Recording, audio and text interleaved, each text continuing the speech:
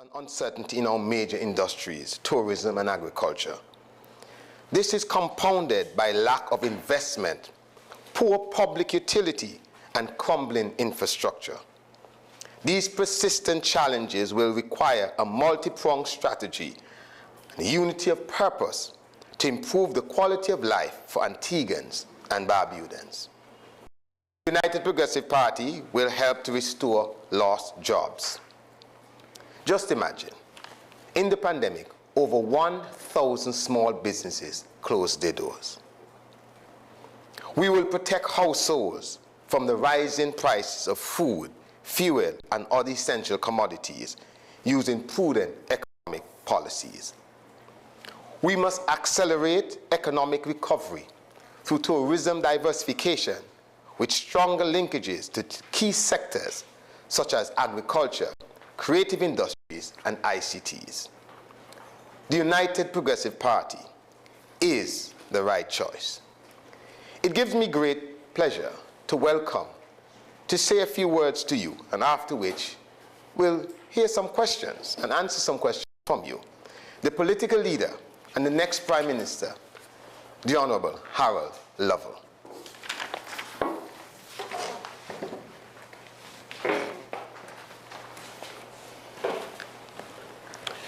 Good morning to all. We are here to look at the current crisis in this country and to place on the table recommendations for relief, recovery, and shared prosperity. We're here to demonstrate that the United Progressive Party is ready to move the country forward by delivering relief, recovery, and shared prosperity.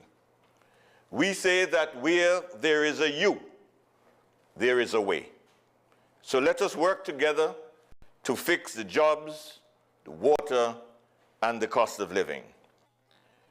With the Labour Party, we've seen big ideas, big lies, but very little by way of accomplishments. So as we approach the close of this year, it is clear that the economy of Antigua and Barbuda needs a stimulus, and the people of this nation need relief. We recall that on Sunday, the 9th of October, 2022, the Prime Minister, in an interview, stated that he would receive within 30 to 60 days $25 million from the Caribbean Development Bank. He also stated that in October, a $200 million bond would be transferred and funds would flow from that bond by the end of October. He went on to say that within a few weeks, therefore, from the 9th of October, US $160 million together with US $25 million would be available to the nation of Antigua and Barbuda.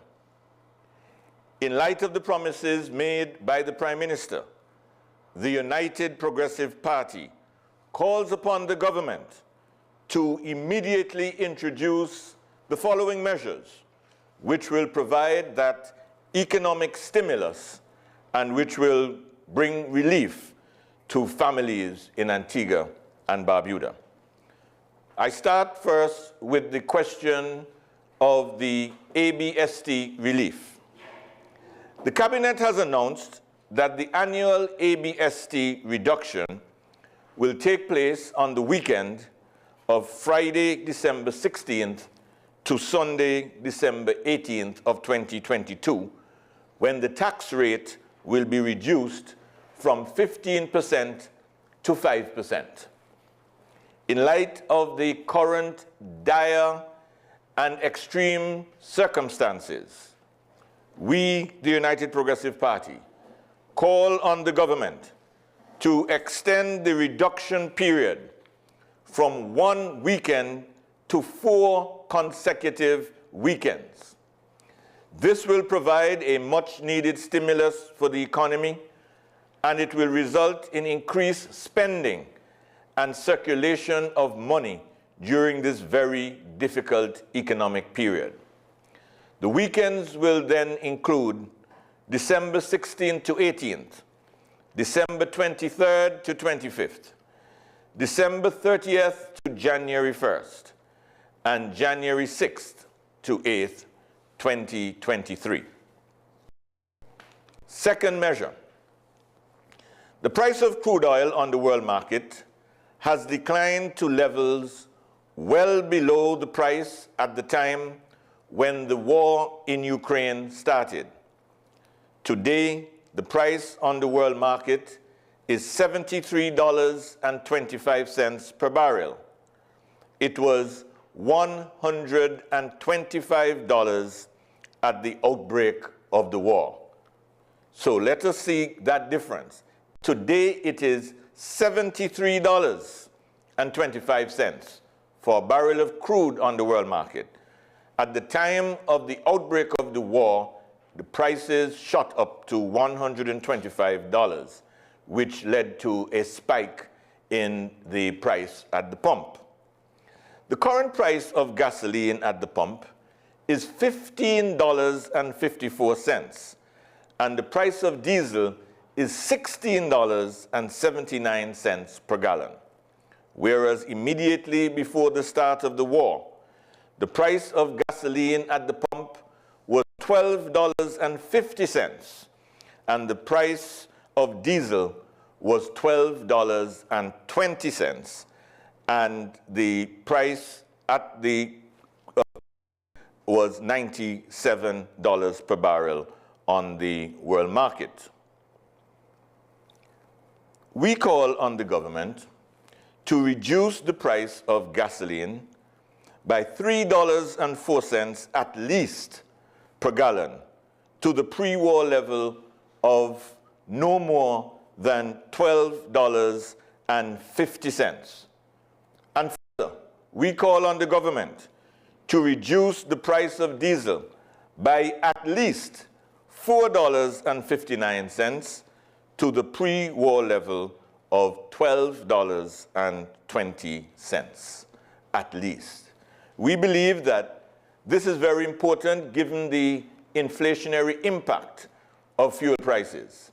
It is our view that the failure of this administration to provide any relief or any stimulus to the people of this nation, that at a time when we are witnessing low prices of crude on the world market, it cannot be fair for the government to continue to take in excessive amounts of consumption tax. We are aware that this government has collected more in consumption tax than any previous administration. We call on the government, therefore, to have a heart and to give a break to the people of this country by immediately reducing the price of gasoline at the pump immediately, and also to reduce the price of diesel at the pump in order to provide an economic stimulus and to provide relief to the people of this country.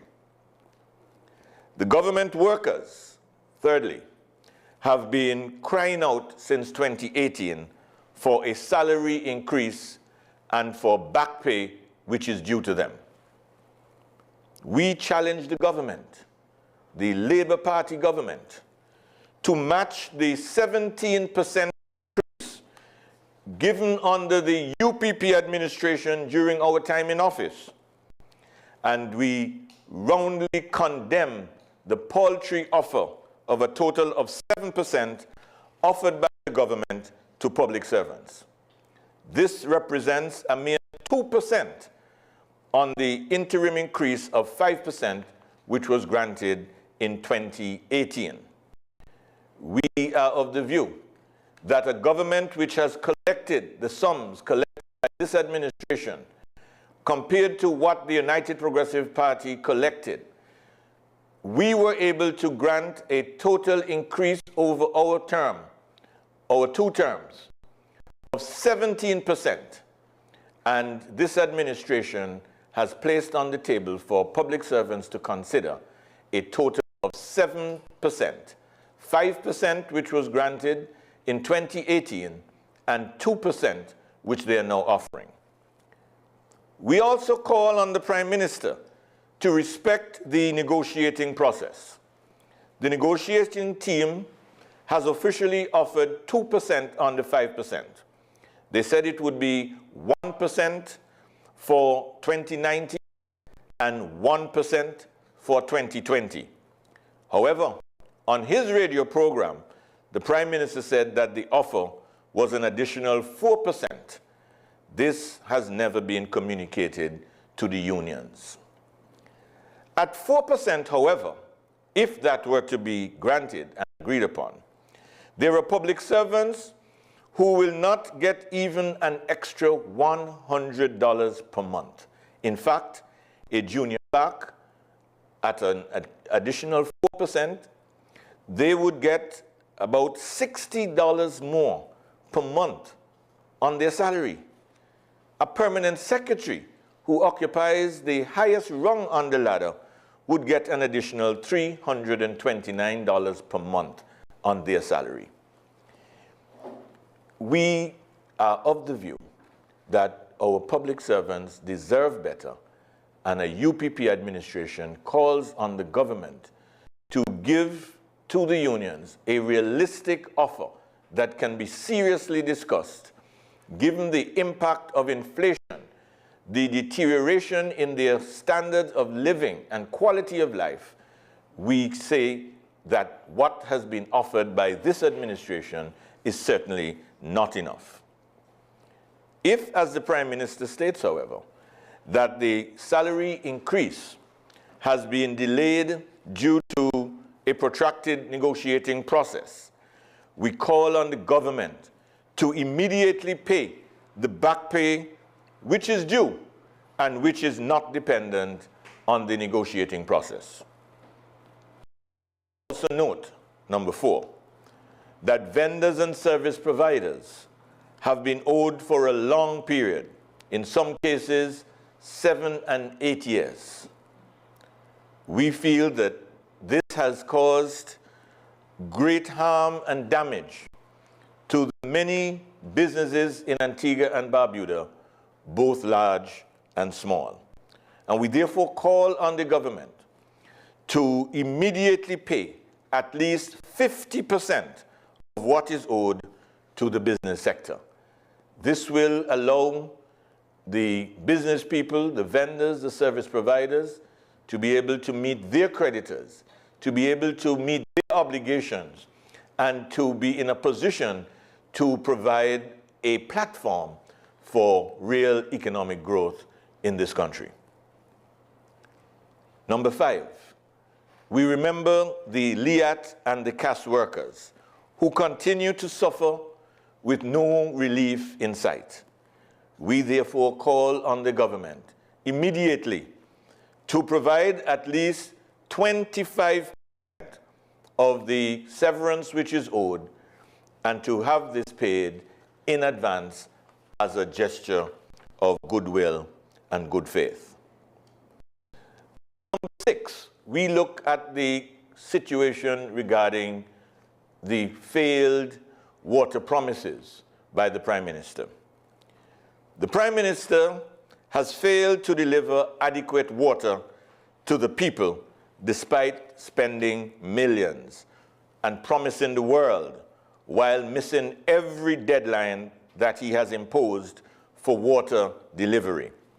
He has decided to blaming APOA staff to distract from his failed leadership.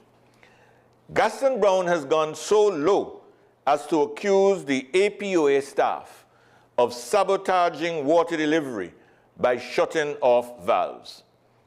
He is clearly out of his realm in addressing the water issue and owes the hard-working staff at APOA an apology. We are therefore forced to add the lack of water to the list of ABLP failures. The nation is howling in protest from one corner of the country to the next. More than 8 years into the ABLP administration, the water crisis has become so severe in certain areas that the only source of daily water is through delivery trucks. The ABLP promised that reverse osmosis plants would increase the water supply and solve the water problem. The situation has not improved despite various pledges and commitments from the Prime Minister. The ABLP government continues to give a litany of excuses. We were told that the problem would be solved by September of this year. This was the date that was given for the water problem to be resolved. The United Progressive Party, we recognize that a permanent fix for the challenges faced will not be accomplished overnight. We understand that the Antigua Public Utilities Authority, despite their best efforts, will not be able to fix this problem immediate to short term. And the United Progressive Party, we pledge to put the necessary plans, policies, programs in place, and the personnel to have this problem fixed in a comprehensive way once and for all. However, whilst we work towards finding the long-term solutions, we believe that other measures should be taken to ameliorate the challenges of storage faced by many low-income families, small farmers, and small businesses. This problem of storage we intend to address in the following way. And a UPP administration, we will, and we call upon this government to immediately introduce what we refer to as the water program, which is the water tank and equipment relief program, the water program. Under this program, we say, for a period of 12 months, the UPP will remove all taxes related to the importation of water storage tanks, water pumps, pressure tanks, electrical and plumbing fixtures, and all other supplies and equipment necessary in order for persons to be able to get water. We are aware that currently many persons have to face the expense of installing a pump, a pressure tank, as well as other fixtures in order to have running water for their families. It is only right, therefore, that in light of the increased burden placed on the backs of the people of this nation, that a government should have enough empathy for the people to waive all taxes related to the importation of water tanks, equipment, other fixtures and fittings. And a UPP administration, once elected, we will do this.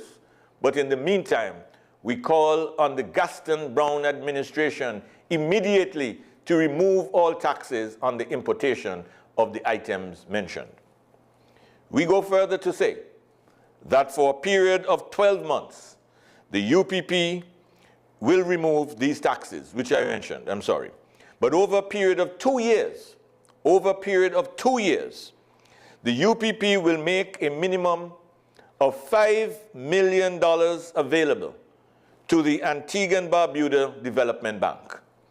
And these funds will be used specifically on low-interest loans in order to allow persons to be able to buy the necessary pumps and tanks and other plumbing and electrical fixtures and fittings to make their lives bearable. And so we want to re-emphasize what we propose to do. We propose for a period of 12 months, it's an interim measure, to remove all taxes for the importation of water products. And over 2 years, we will make available $5 million, which will be utilized for low-interest loans in order to help low-income families in particular. Finally, we turn to the question of reducing the cost of living by removing and reducing duties at the port. And so I want to say that we understand that inflation has eroded the purchasing power of our people. And it has created problems for those who sell food as well, because they have been forced to increase their prices in order to make a small profit in order to stay in business. We therefore call on this government immediately in relation to the following goods to take the following measures. On lingfish, which carries a duty of 10%, we will remove the duty on lingfish, and we call on this government to do the same. On corned beef, which carries a duty of 5%, we remove the duty. Tuna, 5%, remove the duty. Sardines, 5%, remove the duties. Salt beef, 5%, remove the duties. Pig mouth, 5%, remove the duties. Dry cereals, including corn flakes, raisin bran, and other forms of dry cereal, which carry a duty of 20%, we say remove the duties. Oats, carrying a duty of 5%, remove the duties. Cream of wheat of 5%, remove the duty. All flour products carrying 25% duty, remove the duty. Sugar at 40%, we reduce that by half and say 20%. Raisins at 40%, reduced by half to 20%. Cooking oil at 40%, remove the duty. Soy and almond milk at 20%, remove the duty. Pasta at 20%, reduced by half to 10%. Chunks at 20%, remove the duty. Tofu at 20%, remove the duty. And ham at 10%, remove the duty. Ladies and gentlemen, the United Progressive Party is committed. We are dedicated to bringing to the people of this nation relief. We are dedicated and committed to ensuring the recovery of this nation. And we have as our people first mantra, central in our minds, shared prosperity.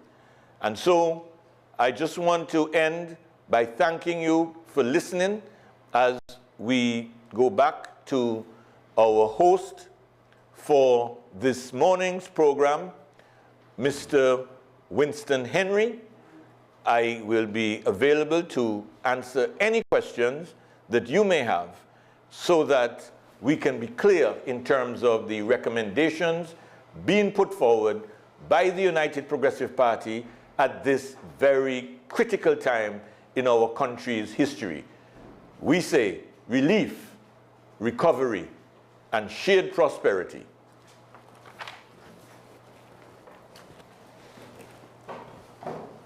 Thank you very much, Mr. Political Leader.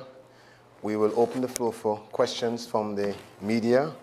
I already have questions coming in on the social media platform, but if anyone from the media wishes to ask a question, Political Leader is available.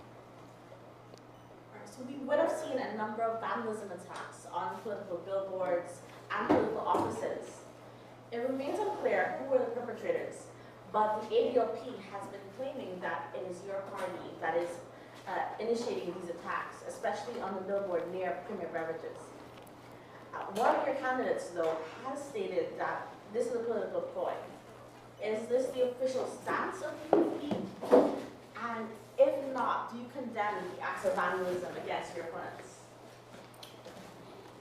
First of all, the United Progressive Party has always had, from its existence, billboards, and we have always respected the right of all political parties to put in their billboards. We do not condone vandalism of billboards. It's counterproductive. What I will say, however, is that when Mr. Alistair Thomas had his billboard vandalized, the Labour Party was silent. I'm not sure why they're speaking now. At the time when Mr. Alistair Thomas's billboard was vandalized, we said that we disagreed and we condemned that action. At this time, similarly, we are totally opposed to any vandalism of any billboards. All right, for public record, I'm Samantha Simon with Observer Media. So another question would be, people are really concerned about what the party's plans are. So one of which is the idea around the voucher for APUA up to $3,600 that is going to be applied for the first 12 months of utility bills for first-time homeowners once they're constructed under any affordable housing plan. Can you expound a bit on that program? Yes. As we walked around this country, we listened to what people had to say. And especially with our young people, we found that one of their main concerns is how to get onto the ladder of homeownership. An obstacle that has presented itself, which makes it very difficult for many persons to get on that ladder, is finding adequate sources to finance the deposits. What we have said is that we will give several options to our young people. And one such option is what we refer to as the buyer assist option. With the buyer assist option, we will match whatever the young person, defined as between the ages of 8 and 35, can come up with. We will match it, and we will ensure that the deposit does not create an obstacle. So that's the first thing we will do in terms of assisting first-time young buyers who are acquiring their home, and we have already promised that we will assist them with the deposit. Secondly, we say that having purchased your first home, we know what it is like. You use your time and your scarce resources to acquire your curtains, your furniture, your appliances, and the other things that are necessary whenever you're moving. In our view, the assistance with the deposit and the voucher at APUA for $3,600 will go a long way in helping young people at this early stage of homeownership, where the savings can then be applied to other beneficial uses, which we know will be ever present once you move into your new home. So it's a way of providing relief, and at the same time, whilst this will have a very big impact on many young persons, in the overall scheme of things and the budget, it will be a small amount for the nation to give to our young people as we help them to empower themselves. It's also important to note the importance to the economy of promoting home ownership, because with each new home will come sales in furniture sales, will come appliance sales, will come grass cutting, the word I'm searching for, landscaping will be a feature. So all of these things help to create wealth within the economy, help to circulate money in the economy, and help to give the economy a degree of buoyancy. So that's why we believe it's very important to promote home ownership in the fullest way and to assist persons onto the ladder so that they in turn not only empower themselves but help to increase circulation in the economy. We have a question from the social media. You talked about the YES program. What assistance programs do you have in place for pensioners who want to start a business? Well, we have an overall program where we say we will assist all Antiguan and Barbudan citizens and residents who want to go into business. We've tailor-made a program for young entrepreneurs. However, we intend to re-empower and to provide adequate resources for the Antigua and Barbuda Investment Authority. The Investment Authority has no age limit, no restrictions. What we will do is help all Antiguans and Barbudans, regardless of their age, to get into business if that is what they want to do, to improve or increase their existing businesses if that is what they want at the time.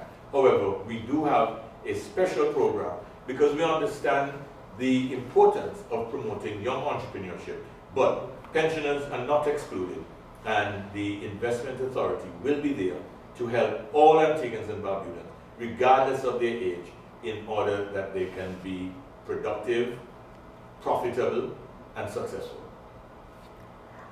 All right, so the PM has said that this is not a feasible program when it comes to sustainability.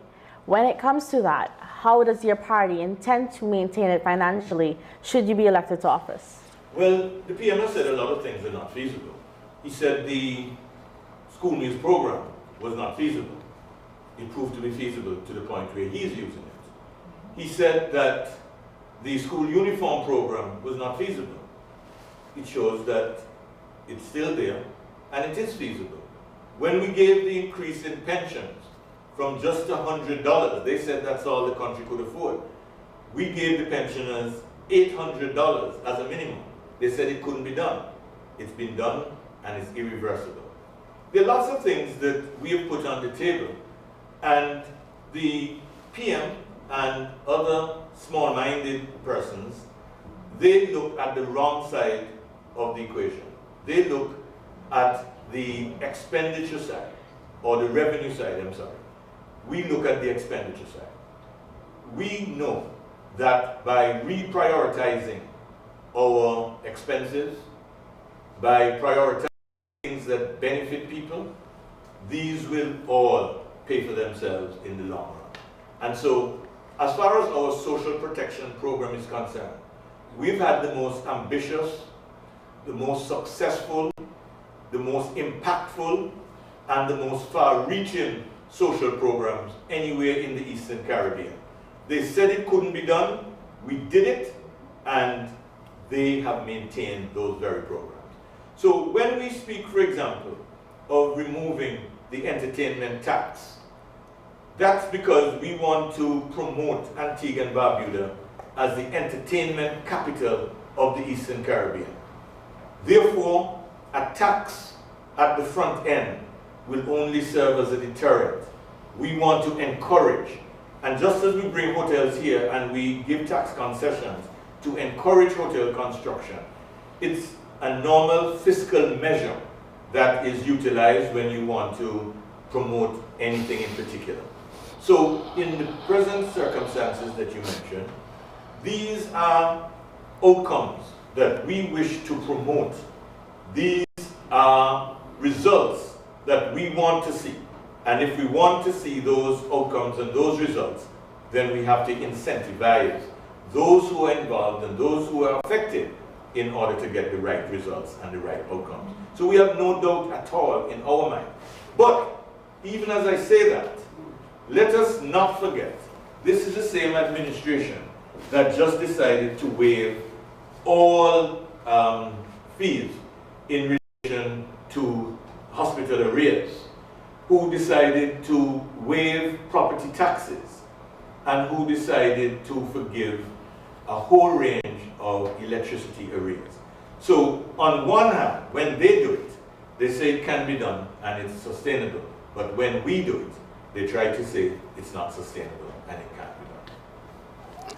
We have another question on the social media. This one is about the prisoners and prison. What mental health facility and support will the UPP provide to prisoners and prison officers?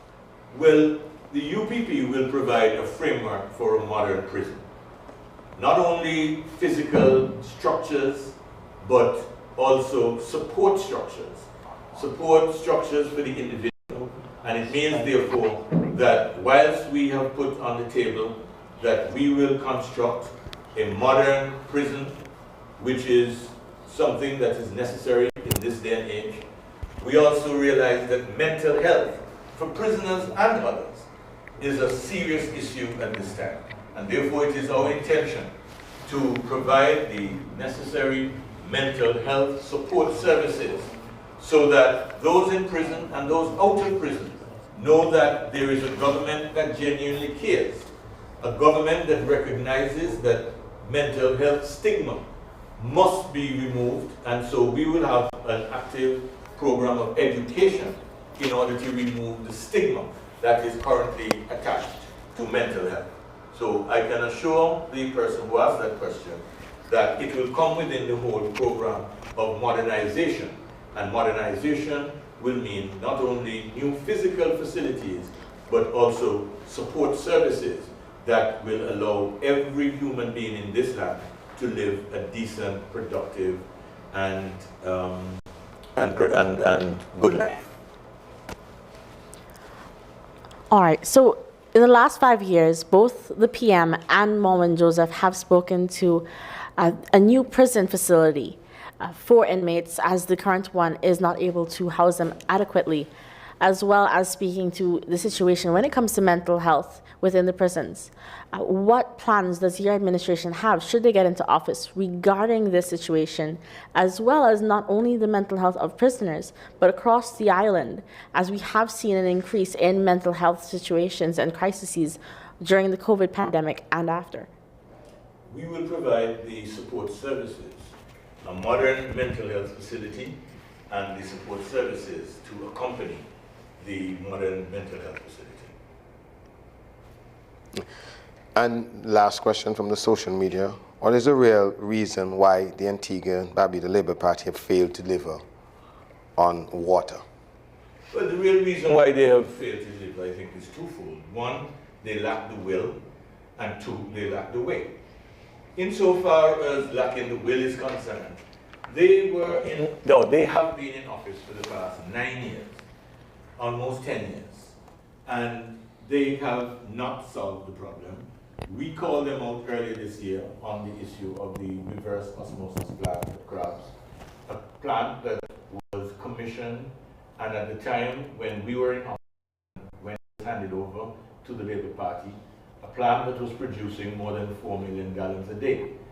After a few years under the Labour Party, this plant was producing 2 million gallons a day. In other words, there was a 50% reduction in output at the Crabs plant.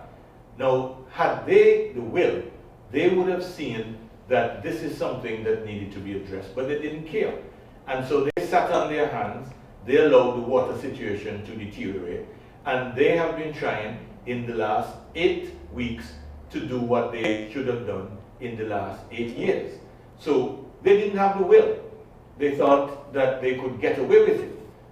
They don't have the way, because when we look in terms of what they're doing, the plan that is necessary is yet to be forthcoming. We cannot be approaching the water problem in Antigua, which is a very serious problem, a problem that has plagued us for a long time. And if you're serious about solving this water problem, there must be a plan. We call on this government to show us the plan. What is the plan going forward for providing a solution to our water problem in a sustainable, long-term way? There is no plan, so they don't have the way. In terms of what ought to be done and who ought to do it, similarly, they have no answers as far as that is concerned. And that's why I say the reason for their failure is twofold. They don't have the will, and they lack the way. We see that with elections, every time we're wondering when it will be called. What is the stance on the UPP? Fixed election dates. And not only this, but also an age cap on ministers who are running for election, as we have a very high number of much older candidates. On the first question, we support fixed date elections for several reasons. Fixed date election allows the country to plan its way forward. When you don't have fixed day elections, the country must always be in election mode because we never know when the election is going to be called. That is not good for the social capital that we try to build in our nation, building cohesiveness in our country, making sure that there's a time to campaign and there's a time for us to work together as a nation. We feel are very important in order to provide certainty.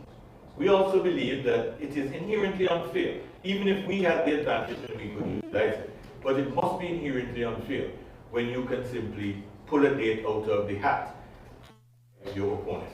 So the answer to your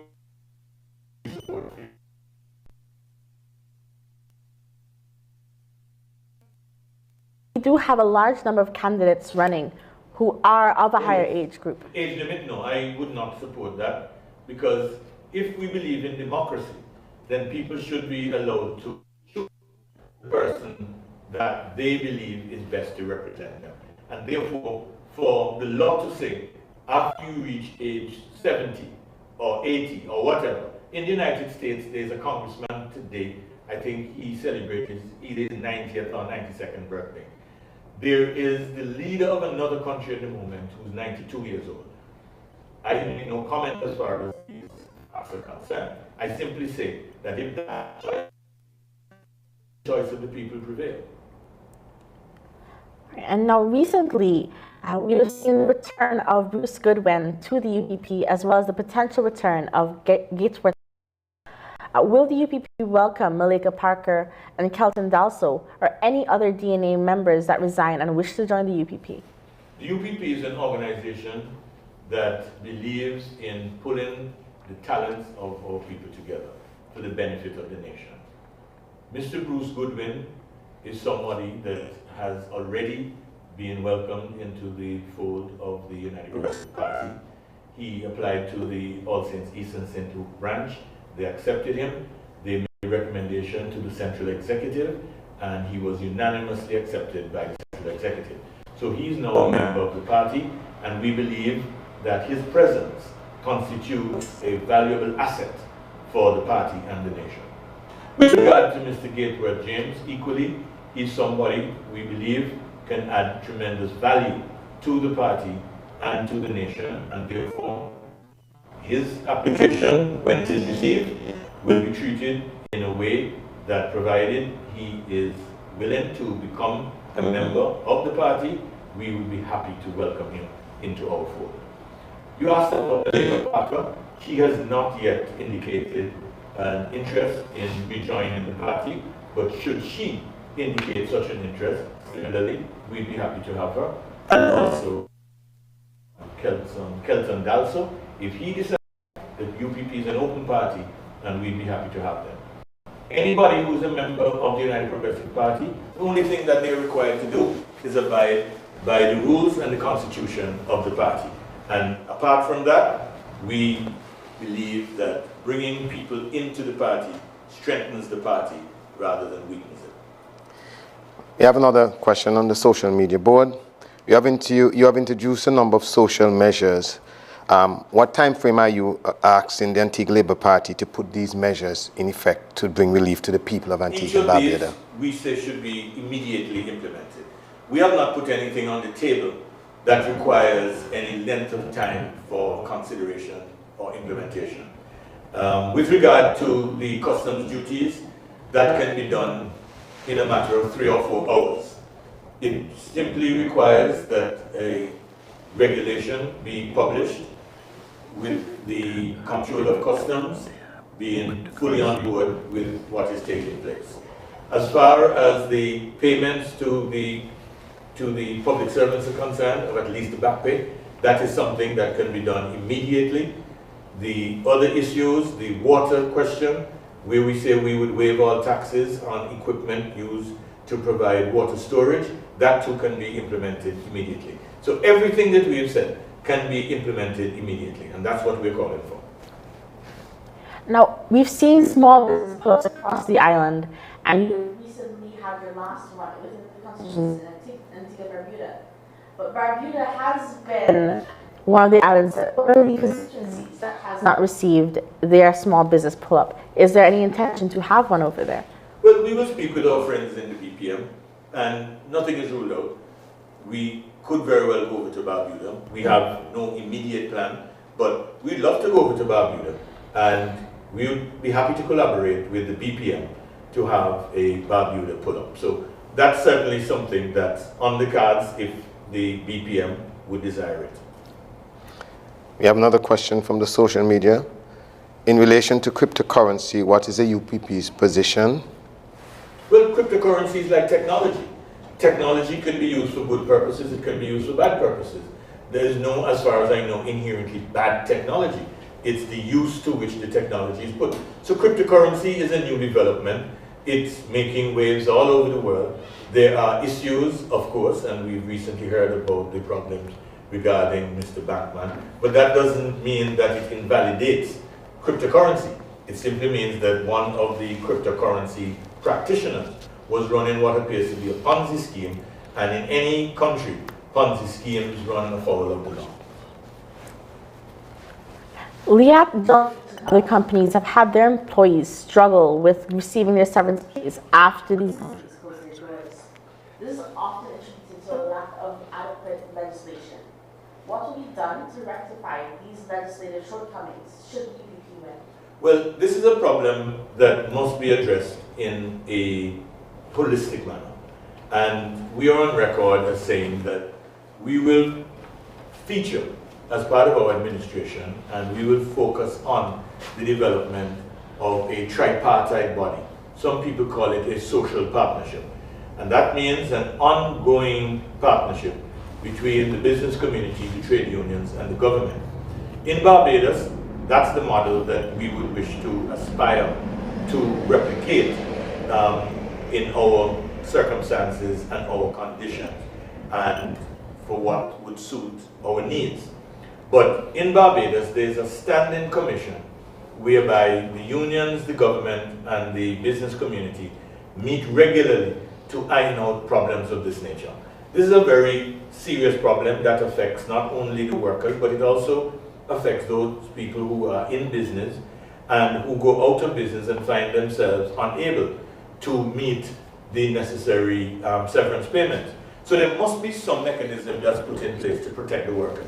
What we would do is discuss it with unions and the employers, but ultimately what we'll be aiming for is to introduce, whether it be called a levy or whether it be called a charge or whatever it's called, once everybody's on board and recognizes that this is for the benefit of the workers of Antigua and Barbuda, we believe that this is something we'll be able to achieve, but it would be achieved by discussion, consultation, and negotiation. One final question on the social media board. Is the UPP ready for governance of the country given the many challenges that we are facing? The UPP is ready for governance of the country. We were ready in 2004, just as we're ready now. Whenever government takes over from another government, there's nothing to say that it's going to be a bed of roses. What you accept is a challenge to change what is, which is why you would have campaigned against the existing regime, and a challenge that you are saying to the nation that you can do a better job. We are satisfied that with the programs that we've put out, with our analysis of the problems as they currently exist, that the UPP is more than adequately prepared to face these challenges. And I can say not only to face the challenges and to govern, but to do a much better job than what is being done presently. Recently, the PM would have threatened to take legal action to force the removal of remaining residents of Bubi Ali. Some have stated that their reason for refusing to remove is due to not having adequate support for the verbal promises that were made regarding their relocation, as well as them being able to return to Bubi Ali after the redevelopment.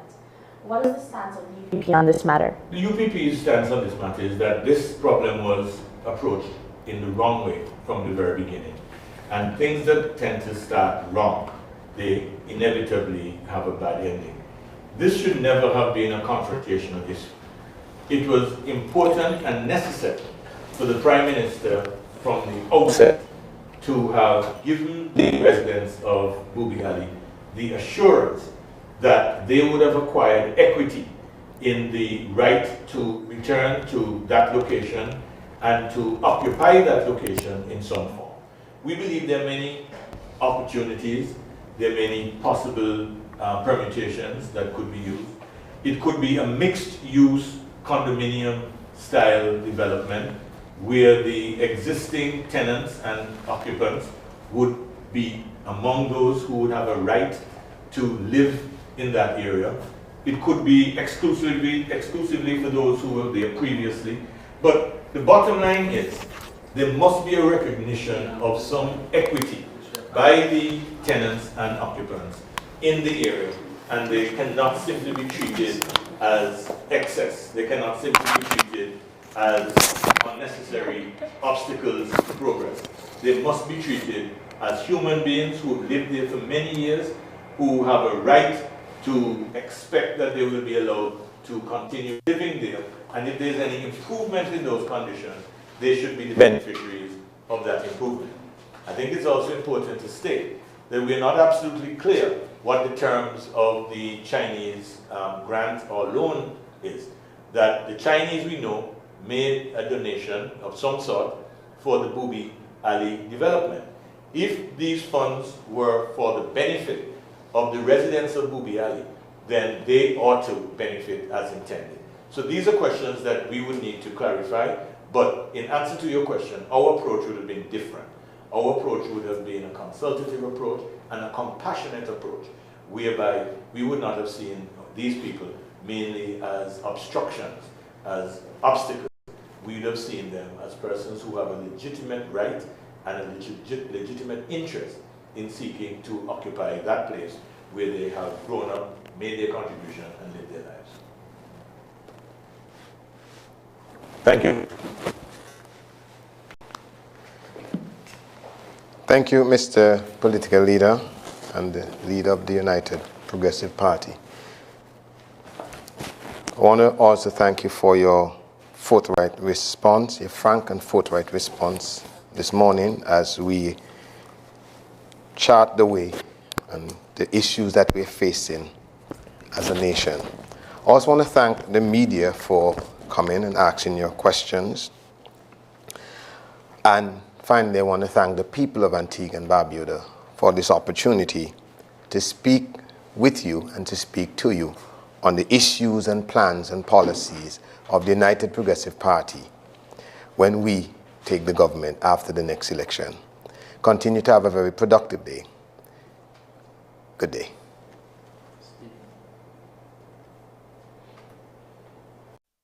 Over the past 8 years, the Antigua and Barbuda Labour Party, led by Prime Minister Gaston Brown, have administered the affairs of this country. During that time, the LP have spent over $11 billion. They have received record revenue over and above any administration to date. Yet, we have seen